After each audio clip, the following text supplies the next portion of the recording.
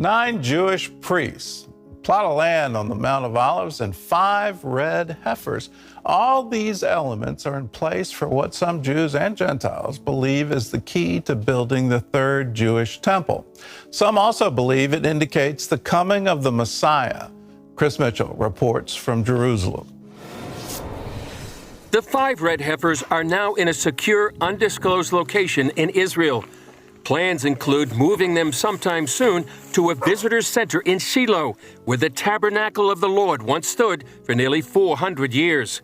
The book of Numbers explains that ashes of the red heifer are used to purify priests for their service in the temple. Now the Lord spoke to Moses and Aaron, saying, "This is the ordinance of the law which the Lord has commanded, saying, Speak to the children of Israel that they bring you a red heifer without blemish, in which there is no defect, and on which a yoke has never come. You shall give it to Eleazar the priest, that he may take it outside the camp, and it shall be slaughtered before him. Its offal shall be burned, for the water of purification. It is for purifying from sin." These red heifers are now between 1.5 to 2 years old. To replicate the ceremony mentioned in the Bible, they need to be at least 3 years old. And within that time span, they cannot have a blemish or anything that would disqualify them for the ceremony, even one white or black hair. According to those working on the project, the ceremony of the red heifer needs to be performed on the Mount of Olives and in a place that would have looked directly into where the temple stood.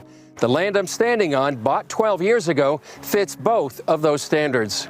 It's had to be exactly at the front, a place that the priest that made this ceremony can see the Holy of the Holy Place. Rabbi Yitzhak Mamo heads Yuvnei Jerusalem, dedicated to the goal of rebuilding the Third Temple. He owns the land here on the Mount of Olives. And we hope that in a year and a half from today, we can make here in this area the ceremony of the red heifer. That actually will be the first step to the temple.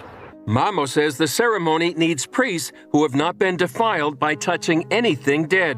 The Temple Institute actually have 9 pure priests. They didn't born in hospital, okay? They born at home. Because they are priests, so anyway, they don't go to any cemetery, and they are pure, and they are waiting. So we have the priest, we have the red heifer, we have the land, and we have everything ready. We just need to wait another 1.5 years.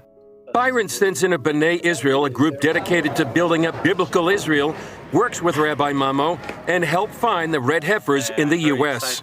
He says these would be the first in 2,000 years, and that the process toward a third Jewish temple began when the Jewish people started their return to the Promised Land from the 4 corners of the world, culminating with Israel becoming a nation. And then in 1948, in one day, they were reborn as a nation, and nobody said that could happen. And then you move forward, and Israel continues to be this strong nation, and all of these prophecies start fulfilling. There's so many now that have been fulfilled. It's just incredible, the evidence of what God is doing with Jerusalem as the center of that. And the temple is the center of Jerusalem.